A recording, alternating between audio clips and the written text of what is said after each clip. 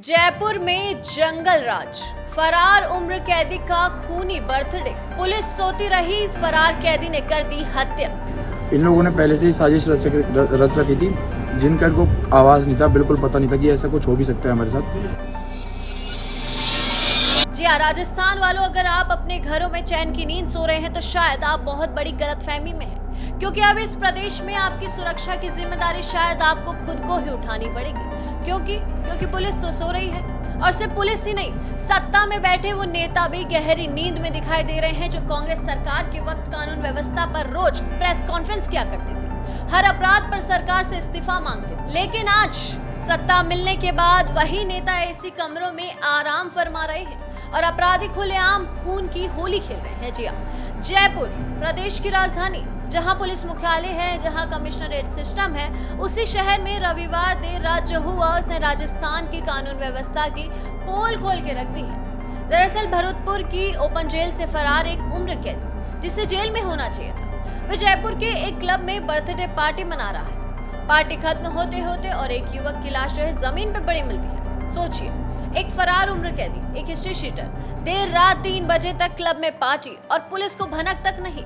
दरअसल ये पूरा कांड हुआ रविवार देर रात 3 बजे मानसरोवर के न्यू आतिश मार्केट स्थित इक्का क्लब में, जब बर्थडे पार्टी चल रही थी। पार्टी दे रहा था डॉक्टर दंपति हत्याकांड का आरोपी और जमानत पर बाहर चल रहा हिस्ट्री शीटर अनुज गुर्जर। उसी ने भरतपुर ओपन जेल से फरार उम्र कैदी कुलदीप उर्फ कल्लू गुर्जर को जयपुर बुलवाया। कल्लू वही अपराधी है जिसे जयपुर जेल में गोल्डी और पाकिस्तानी नागरिक शकरुल्लाह की हत्या के मामले में उम्र कैद की सजा मिली थी। उसके साथ एक और कैदी राजेश उर्फ सुगड़ भी मौजूद था। यानी पार्टी में सारे के सारे हार्डकोर अपराधी थे और सब पुलिस और कानून व्यवस्था के को जैसे मानो मुंह चिढ़ाकर बोल रहे हो कि देखो भाई, हम तुमसे डरते नहीं हैं, हम तो खुलेआम पार्टियां करते हैं। इस बर्थडे पार्टी के दौरान हिस्ट्री शीटर की महिला मित्र से अन्नू गुर्जर की कुछ कहासुनी हो गई। बताया जा रहा है कि प्रतियोगी परीक्षा की तैयारी कर रहे 25 साल के अन्नू गुर्जर ने युवती को थप्पड़ मार दिया। गुस्से में अनुज गुर्जर ने क्लब के काउंटर पर रखा रसोइये का चक्कू उठाया और अन्नू के शरीर में खूब दिया और अस्पताल पहुंचने से पहले ही जो है उसकी वहीं पर मौत हो गई। आपको बता दें कि अन्नू गुर्जर धौलपुर के बासेड़ी का रहने वाला था, बीएड कर चुका था और जयपुर में रहकर सरकारी नौकरी की तैयारी कर रहा था। परिवार वालों को शायद उम्मीद थी कि बेटा सरकारी नौकर बनेगा, लेकिन वो तो एक हिस्ट्री शीटर की बर्थडे पार्टी में एक लाश बनकर घर लौटा। वही पुलिस ने इस केस में जो है अब तक 8 आरोपियों को गिरफ्तार कर लिया है, जिसमें अनुज गुर्जर, कुलदीप गुर्जर भी शामिल है। अब सवाल एक हत्या का नहीं, सवाल यह है कि भरतपुर की ओपन जेल से फरार उम्र कैदी जयपुर कैसे पहुंच गया। वह होटल में पार्टी भी करता है, फिर क्लब में जश्न भी मनाता है, रात 3 बजे तक मौज भी करता है और पुलिस को कुछ पता तक नहीं चलता। क्या ओपन जेल से फरार अपराधियों पर कोई निगरानी नहीं रखता?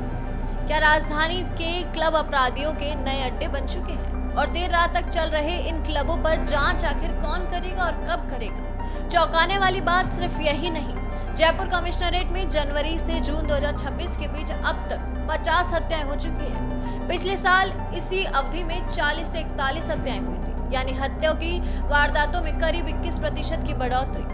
इनमें से 40 मामलों में आपको बता दें कि आरोपी परिचित, रिश्तेदार, दोस्त या पड़ोसी निकले हैं। सबसे ज्यादा 15 हत्याओं के मामले तो दक्षिण और पश्चिम जिलों में दर्ज हुए हैं। ब्रदर, क्या पूरा घटनाक्रम हुआ था? कौन लोग थे? कैसे बुलाया? कैसे बना?